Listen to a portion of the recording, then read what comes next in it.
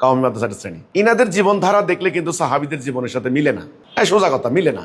সাহাবীরা কিন্তু ধর্ম ব্যবসা করে জীবিকা নির্বাহ কেউ করেন নাই, এনারা করছেন। কওমি আলেমরা যদি কেউ কিছু বলে থাকেন সাহাবীরা সত্যের মাপকাঠি, আবার দেখা যাচ্ছে মাওলানা মওদুদী সাহেবের কিছু কথার সমালোচনা তারা করছেন। মওদুদী সাহেব নাকি বলেছেন সাহাবীরা সত্যের মাপকাঠি নয়। আসলে মাওলানা মওদুদী সাহেব কোন বইতে এটা বলেছেন আমি কিন্তু সরাসরি এই লাইনটা পড়ি নাই।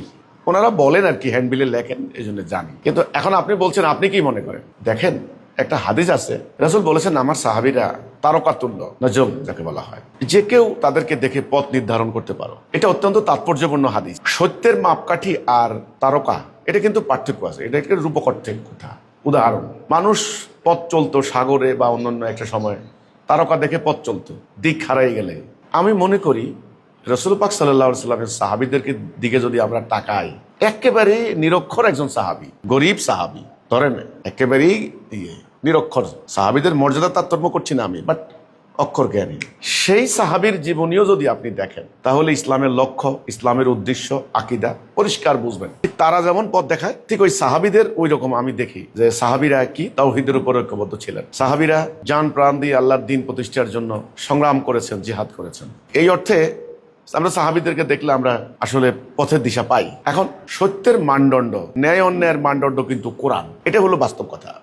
কোরআনে যেটা হালাল ওটা হালাল, কোরআনে যেটা হারাম ওটা হারাম। শরীয়ত নির্ধারণের মানদণ্ড, এটা কিন্তু বুঝতে হবে। শরীয়ত নির্ধারণের মানদণ্ড কিন্তু কোরআন। রাসূল নিজেও বলেছেন আমি তোমাদেরকে সেটাই হারাম করছি যেটা আল্লাহ হারাম করেছেন, আমি সেটাই হালাল করছি যেটা আল্লাহ হালাল। কাজে মানদণ্ড কিন্তু আল্লাহর বাহিরে কেউ হওয়া কিন্তু এক হিসাবে সম্ভব নয়, এটা যৌক্তিক নয়। মানদণ্ড মানে ভিত্তি, শরীয়তের মূল সিদ্ধান্তের ভিত্তি কোরআন।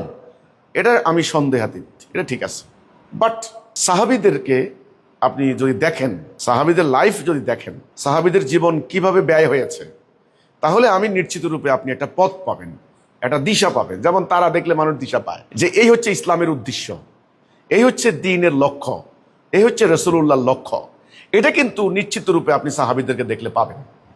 আর আজকে আমাদের আলেম ওলামাদের একটা শ্রেণী, যাদের নাম আপনি বলছেন কাওমি মাদ্রাসার শ্রেণী, ইনাদের জীবনধারা দেখলে কিন্তু সাহাবীদের জীবনের সাথে মিলে না।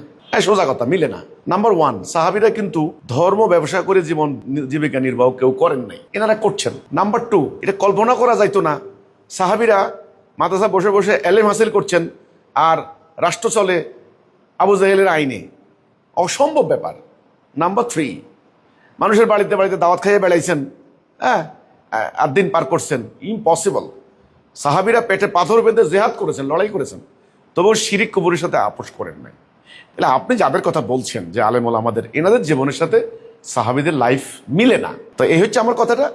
সত্যের মাপকাঠি বলেন বাড়ি, ন্যায় অন্যায়ের মানদণ্ড, কথা পেশ আছে কিন্তু, ন্যায় অন্যায়ের মানদণ্ড শরীয়তের বিধানের মূল ভিত্তি হবে কিন্তু আল্লাহর কোরআন। তার মানে এই নয় সাহাবীরা মিথ্যা দিকে গেছে, নো। সাহাবীদের লাইফটাও কিন্তু কোরআন বাস্তবায়নের দিকে পরিচালিত হয়েছে।